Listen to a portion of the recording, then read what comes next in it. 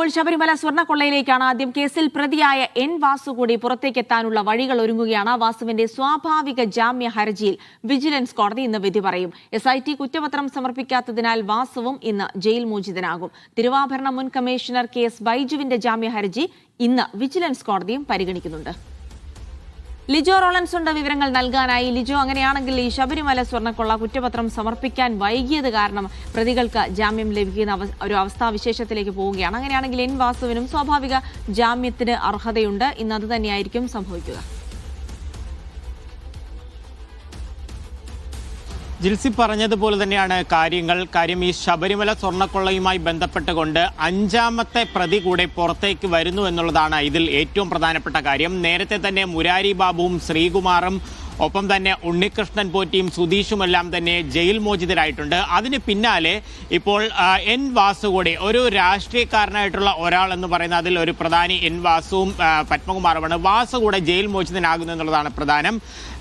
അറസ്റ്റിലായി 94-ാം ദിവസമാണ് ഒരുപക്ഷെ ഇന്ന് കോടതി അനുകൂല വിധി പറഞ്ഞു കഴിഞ്ഞാൽ വാസു ജയിൽ മോചിതനാകുന്നത്. സ്വാഭാവിക ജാമ്യം തേടിക്കൊണ്ടാണ് കോടതിയെ സമീപിക്കുകയും കഴിഞ്ഞ ദിവസം ഇക്കാര്യത്തിൽ വാദം പൂർത്തിയാവുകയും ചെയ്തിട്ടുണ്ട്. കർശന ജാമ്യ ഉപാധികളോടെ ആയിരിക്കും കോടതി ജാമ്യം അനുവദിക്കുക എന്നുള്ളതാണ് അറിയാൻ കഴിയുന്ന ഒരു കാര്യം. അങ്ങനെയാണെന്നുണ്ടെങ്കിൽ ഇന്ന് വൈകുന്നേരത്തോടെ തന്നെ തിരുവനന്തപുരത്തെ ജയിലിൽ നിന്നും വാസുവിന് ജയിൽ മോചിതനാകാൻ കഴിയും.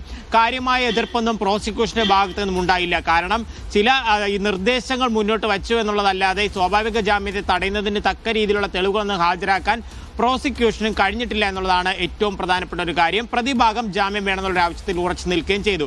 അങ്ങനെയാവുന്ന സമയത്ത് 11 മണിക്ക് കോടതിയിരിക്കും. ആദ്യം തന്നെ അക്കാര്യത്തിൽ ഒരു ഉത്തരവ് തുറന്ന കോടതിയിൽ തന്നെ പറയുകയും ചെയ്യും. മറ്റൊരു പ്രധാനപ്പെട്ട കാര്യമെന്ന് പറയുന്നത് KS ബൈജു സമർപ്പിച്ച ജാമ്യ ഹർജിയുണ്ട്.